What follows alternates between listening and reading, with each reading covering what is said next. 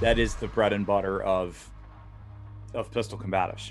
So if you're Yeah, not doing, if you're not working your pistol fundamentals, uh, what are you doing?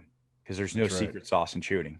It's just mastery, right? It's reaching unconscious competence level of fundamentals. That's what being a good shooter is. No doubt about it. And but yeah, I think you and I both are big believers in mastering the basics is what makes you advanced. And 100%.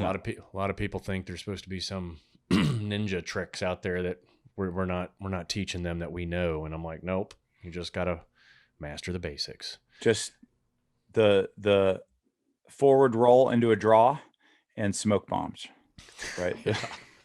Throwing stars. Don't forget about throwing stars. And I'm curious your thoughts on this. And I went through this with John Lovell, Warrior Poet Society, right?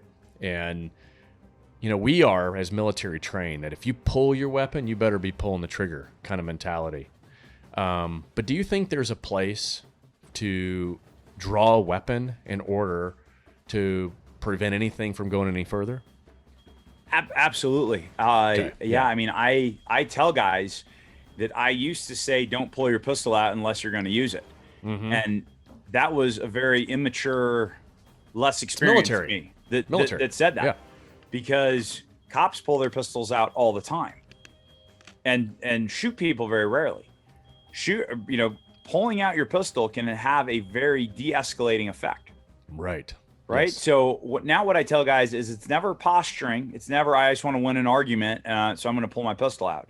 It is, okay, my whatever, 44 years of experience tell me that this is going to escalate. Yeah. Therefore, I'm ready to shoot this guy if he takes two more steps forward.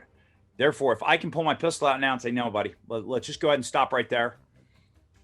If I can do that and he leaves, man, that's a much higher level win. It's always a higher level win to win with a lower level of violence, Yes. right? Couldn't Because agree I more. get to go home, he gets to go home. I'm not, even if it's a righteous shoot, that's still like I'm getting arrested that day. Oh yeah. I'm losing my pistol. Like there's going to be all sorts of anxiety because they're going to read you the riot act. They're probably still going to charge you with something initially. Like, man, everyone's life is better if you're like, no, like Yeah. if you take two more steps forward, or it might be that same type of situation. Maybe one guy's got a pipe, you ID that, you pull a pistol out, and you're like, no, man, like this is not happening. Go Yeah. away. Go Right. home to mama right now. Like go chill out at home. Like I'm gonna leave right now. But in your mind, you're like, if he comes around, if he breaks 12 o'clock on my truck, I'm gonna burn him down because I can't. Because past that, he's too fast for Yeah. me to be able to engage him. Right. And that is a significantly higher level win. The Atienza Kali system got to get linked up with those guys, and those guys also huge impact on on my mindset, on just the way I approach any kind of combatives training. Just the whole. Tuan Harley just said this recently. Like the first step in unarmed combat is get armed. This whole idea that that it's gonna be a fair fight and you're gonna fight with your fists is just it's a fallacy. Like any kind of real fight, it's very, very unlikely that it's gonna be, number one, just one versus one, and number two, that someone is not going to introduce weapons into the equation. Right. So if we're truly approaching this from a martial perspective, we should be training with weapons as much as possible.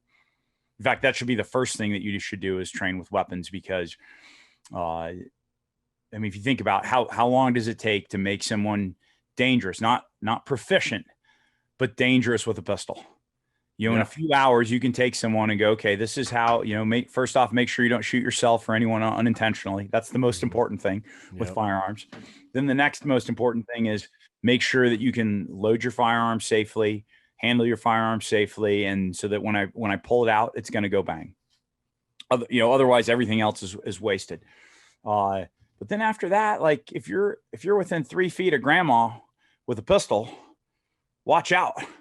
Like you don't have to be really good, and now you are an order of magnitude better. So I always like to start people with pistol work because it's the biggest bang for your buck.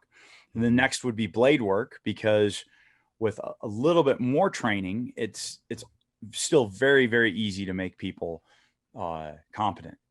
And then after we have a baseline in both of those weapons, then I would say, yes, then start doing empty hand stuff, because the empty hand stuff, I mean, I can take that same 2 hours or 3 hours with grandma of showing her how to not get taken down.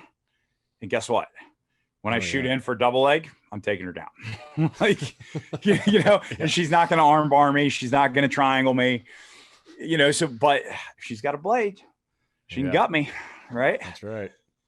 So using tools is that's probably been the one of the biggest things in the, when it comes to actual skill sets, aside from the mindset piece within that martial progression is just the need for tools and the need for teaching tools early on in someone's progression in a martial art.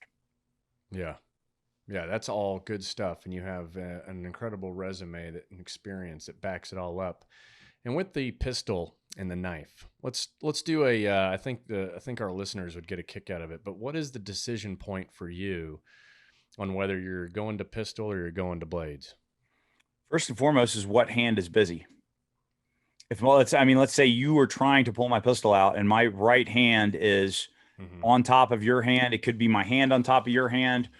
Your hand could already be on the pistol. You're starting to pull it out. My hand goes on top of yours, or my forearm goes on top of yours. I can't pull my pistol out at this point, but my left hand's free. So I can deploy a blade into someone's throat very, very fast. It's actually a faster draw stroke than pistol draw strokes are. And it's a simpler, guys screw it up less than your pistol draw stroke. Really it has mostly to do with which hand is free. Then, I would say the same thing on your other side. If your left hand was busy, your right hand's pulling tools out. If you're getting suplexed, right, someone's grabbing onto you from behind. Now, both of your strong side pistol and your other strong side blade, which are both on your belt line, they're both covered up. So that's where having that pocket blade, right? Shameless plug for the Northman that we sell. But having it doesn't have to be our blade, it can be anyone's blade but it's not on your waistline.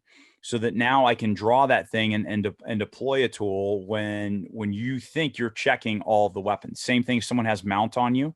In order for me to draw a weapon from my waistline, I've got to do some grappling stuff, right? I got to bump and shrimp in order to create enough space to access tools on my waistline. Or I can just reach into my pocket and go right into a fatal embrace, right? Kidneys right into subclavians. It's a huge force multiplier.